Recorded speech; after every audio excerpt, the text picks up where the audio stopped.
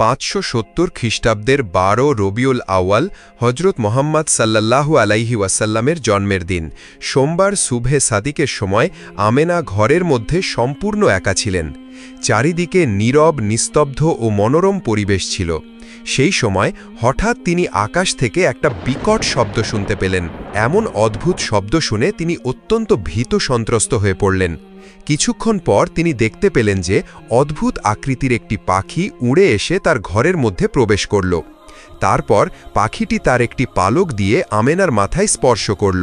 তখন সঙ্গে সঙ্গে আমেনার অন্তর থেকে সমস্ত ভয় ভীতি দূর হয়ে গেল এবং তিনি বেশ আনন্দ ও আরাম বোধ করতে লাগলেন।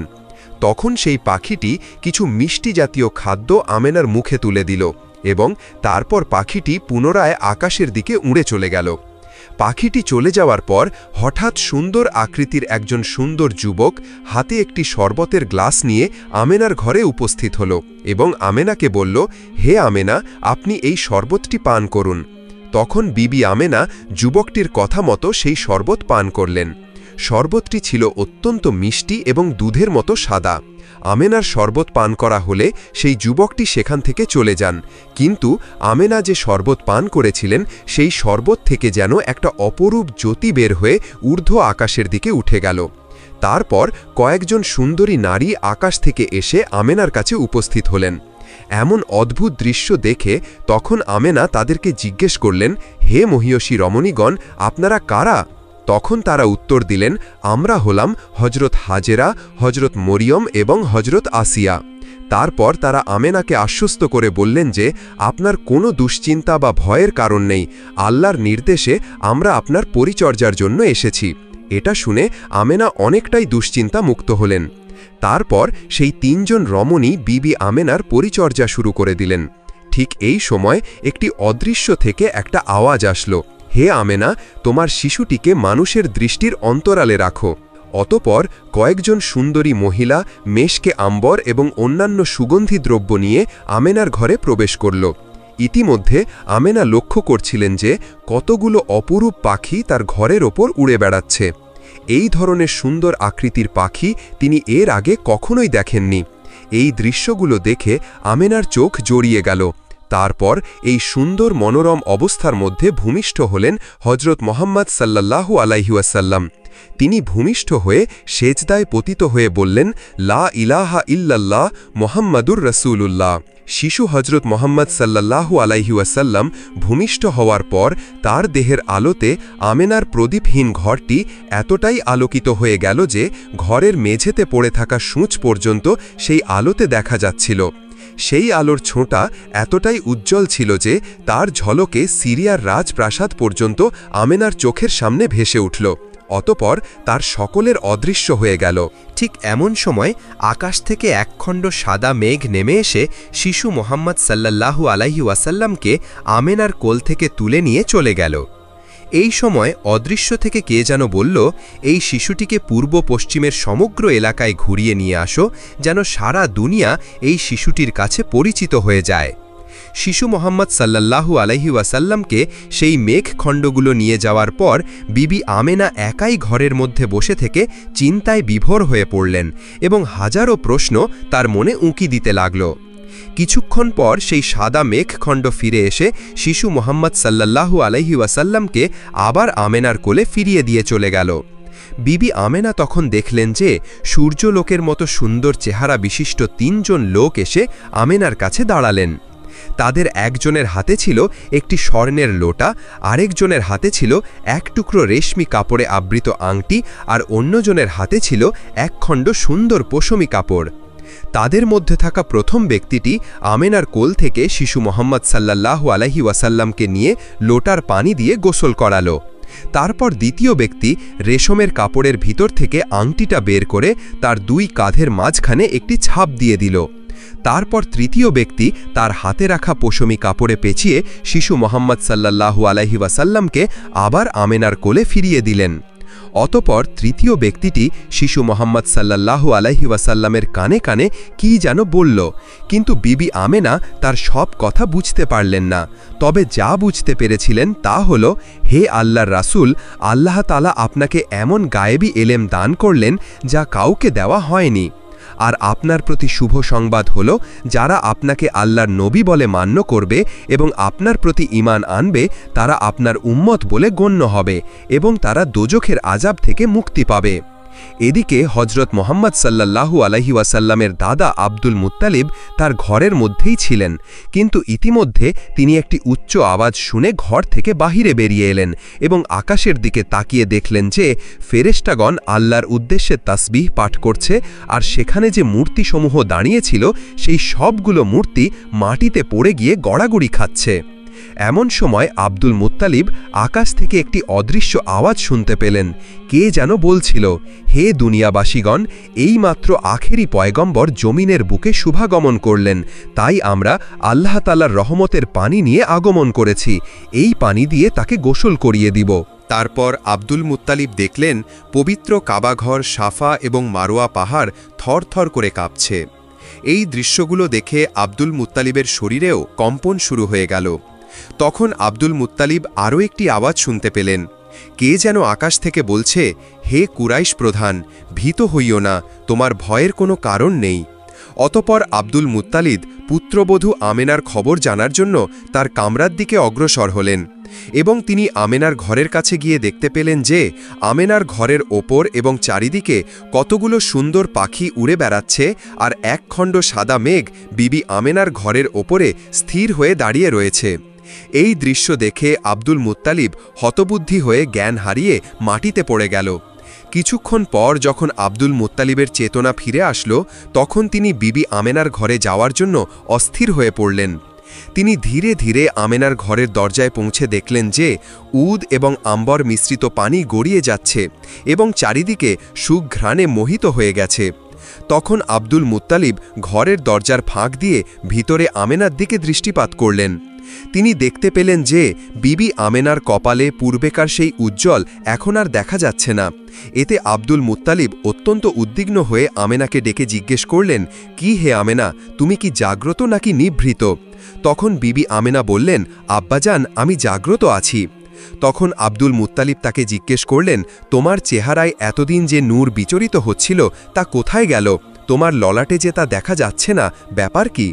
তখন আমেনা বললেন, আব্বাজান, ওই নূর তো আমার ছিল না, সেই নূর যার ছিল সে তো এইমাত্র আমার গর্ভ হতে ভূমিষ্ঠ হয়েছে। তখন আব্দুল মুত্তালিব বললেন, তাহলে সেই মোহনী পরশমণিকে আমার কাছে দাও, আমি তাকে দেখে চক্ষু শীতল করি। আমেনা তখন বললেন, আব্বাজান, একটু ধৈর্য ধারণ করুন, আপনি তো শিশুর দাদা, সবসময় শিশুকে দেখবেন। এখন একটু অসুবিধা আছে বলে তাকে আপনার কোলে তুলে দিতে পারছি না। এই কথা শুনে আব্দুল মুত্তালিব নিজেকে অপমানিত বোধ করলেন এবং রাগে অধীর হয়ে ঘরে প্রবেশ করতে উদ্যত হলেন।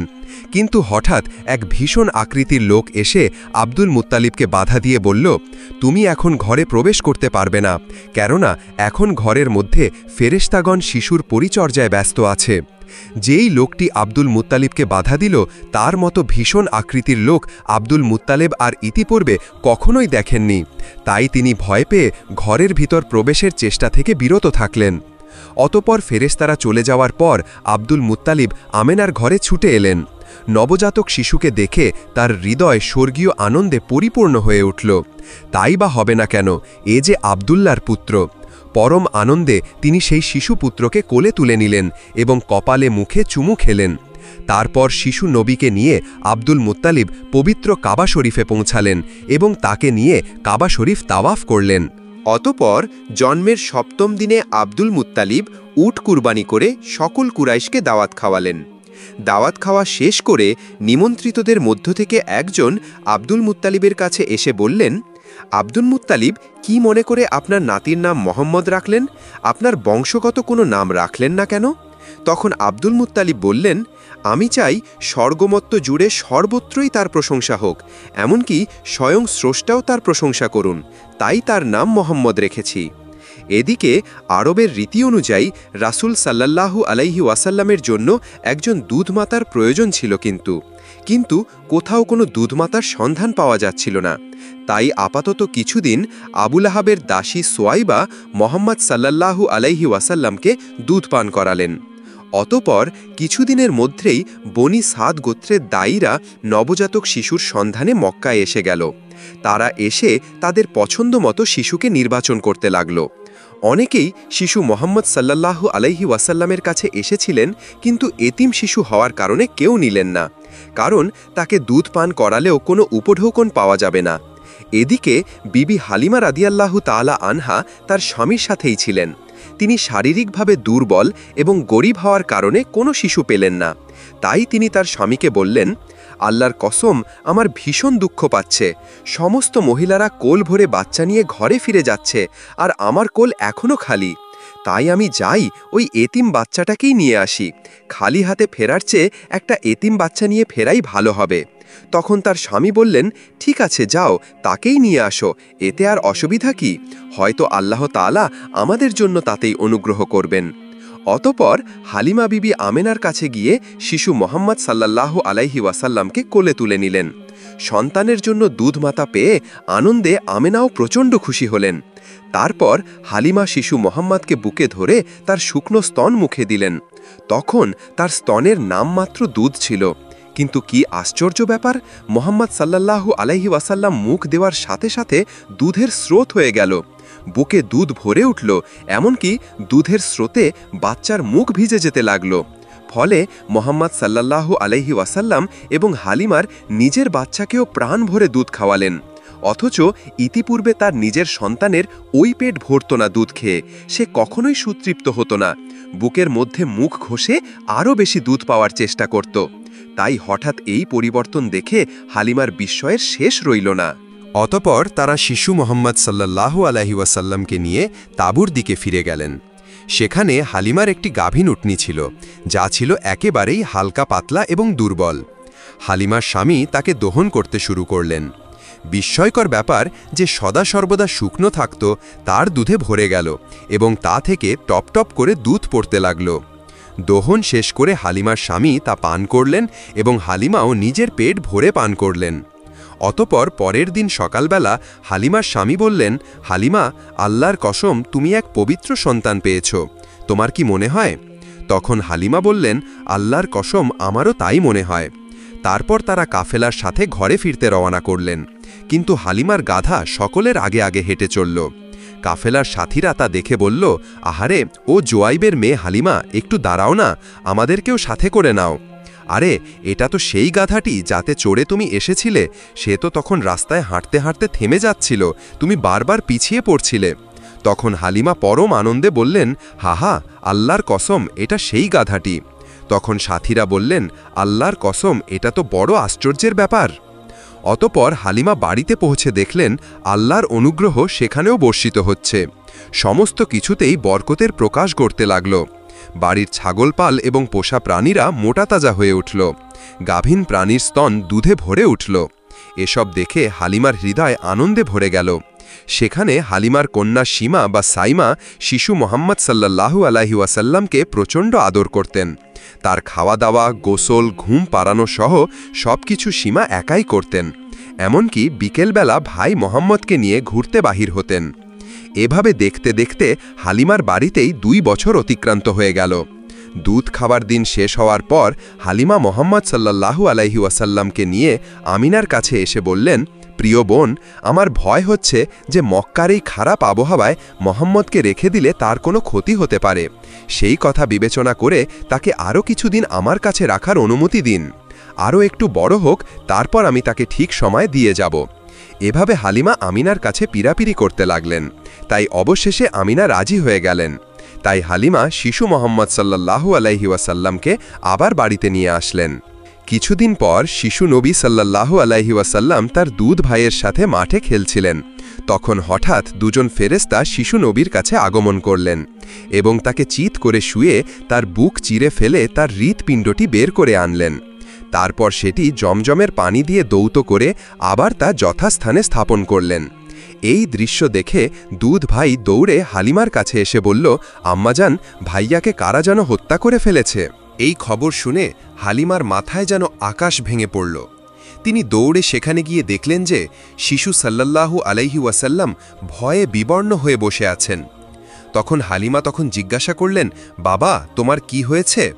তখন শিশু নবী সাল্লাল্লাহু আলাইহি ওয়াসাল্লাম ভয়ে ভয়ে সব কিছুর বর্ণনা দিলেন। এসব শুনে হালিমাও ভয় পেয়ে গেলেন। কিছুদিন পর হালিমা শিশু মোহাম্মদ সাল্লাল্লাহু আলাইহি ওয়াসাল্লামকে সাথে নিয়ে বসেছিলেন। তখন হাবশার কয়েকজন খ্রিস্টান সন্ন্যাসী সেখান দিয়ে যাচ্ছিল। তখন তারা শিশু মোহাম্মদ সাল্লাল্লাহু আলাইহি ওয়াসাল্লামকে দেখতে পাওয়া মাত্রই সেখানে দাঁড়িয়ে গেল। তারা এগিয়ে এসে মোহাম্মদ সাল্লাল্লাহু আলাইহি ওয়াসাল্লামকে খুব মনোযোগ সহকারে দেখতে লাগল। তারা হালিমাকে জিজ্ঞাসা করল, এই বাচ্চাটি কার? হালিমা তখন বললেন, এই বাচ্চাটি আমার নয়, তবে আমার কাছে আমানত দেওয়া হয়েছে। হালিমার কথা শুনে একজন সন্ন্যাসী অন্যান্যদেরকে উদ্দেশ্য করে বলল, চলো আমরা এই বাচ্চাটিকে নিয়ে যাই, কারণ এর মধ্যে মহাপুরুষের লক্ষণ রয়েছে, কোনো কালে সে একজন মহাপুরুষ হবে। বিবি হালিমা তাদের মতলব বুঝতে পেরে ঘাবড়ে গেলেন, তাই তিলে বিলম্ব না করেই শিশু মোহাম্মদ সাল্লাল্লাহু আলাইহি ওয়াসাল্লামকে নিয়ে অতি দ্রুত সেখান থেকে চলে গেলেন। অতপর হালিমা রাদিয়াল্লাহু তাআলা আনহা পরিস্থিতি বিবেচনায় বাধ্য হয়ে শিশু মোহাম্মদ সাল্লাল্লাহু আলাইহি ওয়াসাল্লামকে আমিনার কাছে ফিরিয়ে দিলেন। তখন নবীজির বয়স ছিল মাত্র 5 বছর। তারপর থেকে নবী করিম সাল্লাল্লাহু আলাইহি ওয়াসাল্লাম তার দাদা আব্দুল মুত্তালেব এবং মা আমিনার ভালোবাসায় বড় হতে লাগলেন। একদিন শিশু নবী মোহাম্মদ সাল্লাল্লাহু আলাইহি ওয়াসাল্লাম বাহির থেকে এসে আমিনাকে বললেন, আম্মাজান, আমার সাথীদেরকে তাদের বাবা অনেক আদর করে, কিন্তু আমি আমার আব্বাজানকে এখনও দেখিনি। আপনি বলুন, আমার আব্বাজান কোথায়? পুত্রের এমন প্রশ্নে বিবি আমিনা স্তব্ধ হয়ে গেলেন। তিনি ছেলেকে কোনো উত্তর দিতে পারেননি। অতপর শ্বশুর আব্দুল মুত্তালেবের অনুমতি নিয়ে বিবি আমিনা মদিনার দিকে রওনা করলেন। তখন তার সাথে ছিল শিশু নবী এবং দাসী উম্মে আইমান। চলতে চলতে একটি কবরের সামনে এসে বিবি আমিনা দাঁড়িয়ে গেলেন এবং শিশু নবীকে বললেন, হে মোহাম্মদ, তুমি আমাকে জিজ্ঞাসা করেছিলে তোমার বাবা কোথায়? তোমার বাবা এই কবরেই ঘুমিয়ে আছে, ভালো করে দেখে তৃপ্তি মিটিয়ে নাও। অতপর মা ছেলে কবরের পাশে অনেকক্ষণ অশ্রু বিসর্জন করলেন। তারপর মদিনার আত্মীয় স্বজনদের থেকে বিদায় নিয়ে আবারও মক্কার দিকে রওনা করলেন। চলতে চলতে যখন আবুয়া নামক স্থানে এসে পৌঁছালেন, তখন আমিনা অসুস্থ হয়ে পড়লেন। জনশূন্য জায়গায় সাহায্য করার মতো কেউ ছিল না। তিনি বুঝে গেলেন যে এটাই তার শেষ সময়। তাই তিনি দাসী উম্মে আইমানকে বললেন, প্রিয় বোন, আমার মনে হচ্ছে আর মক্কায় ফিরে যাওয়া হবে না, আমি হয়তো এখানেই ইন্তেকাল করব। তোমার প্রতি আমার একটাই চাওয়া, তুমি আমার মোহাম্মদকে দেখে রাখবে। তখন উম্মে আইমান বললেন, আপনি আমার মনিব হয়েও ছোট বোনের মতো ভালোবাসায় আগলে রেখেছিলেন। আমি আপনাকে কথা দিচ্ছি, আপনার ছেলেকে কখনো মায়ের অভাব বুঝতে দেব না। জীবনের শেষ নিঃশ্বাস পর্যন্ত ছায়ার মতো তার সাথেই থাকব। এভাবে কথোপকথন চলাকালে হঠাৎ আমিনা চুপ হয়ে গেলেন। সাথে সাথে থেমে গেল তার ইহজগতের যাত্রা। তিনি সেখানেই ইন্তেকাল করলেন। ফলে উম্মে আইমান শিশু মোহাম্মদ সাল্লাল্লাহু আলাইহি ওয়াসাল্লামকে নিয়ে বহু কষ্টে আমিনার দাফন কাজ শেষ করলেন। অতপর উম্মে আইমান শিশু মোহাম্মদ সাল্লাল্লাহু আলাইহি ওয়াসাল্লামকে নিয়ে আব্দুল মুত্তালেবের কাছে আসলেন। আব্দুল মুত্তালেব আমিনার মৃত্যুর সংবাদ শুনে খুবই কষ্ট পেলেন। কিছুদিন পর শেষ নবী সাল্লাল্লাহু আলাইহি ওয়াসাল্লাম দাসী উম্মে আইমানকে আজাদ করে দিয়ে বললেন, আজ থেকে আপনি সম্পূর্ণ মুক্ত, আপনি যেখানে ইচ্ছা সেখানেই চলে যেতে পারেন। কিন্তু উম্মে আইমান বললেন, আমি আমিনাকে কথা দিয়েছি তোমার দেখাশোনা করব। আমি এই কথার এক চুল এদিক সেদিক হতে দিব না। যতদিন আমার প্রাণ আছে আমি তোমাকে ছেড়ে কোথাও যাব না। ফলে উম্মে আইমান আজাদ হওয়ার পরও নবী মোহাম্মদ সাল্লাল্লাহু আলাইহি ওয়াসাল্লামকে ছেড়ে গেলেন না। আসলে উম্মে আইমান এমন একজন মহিয়সী নারী ছিলেন, যিনি নবীজির জন্ম থেকে মৃত্যু পর্যন্ত দেখেছিলেন। তিনি সর্বদা মায়ের মমতা দিয়ে নবীজিকে আগলে রেখেছিলেন। আসলে জন্ম না দিয়েও যে মা হওয়া যায়, সেটা উম্মে আইমান ভালোভাবেই প্রমাণ করেছিলেন।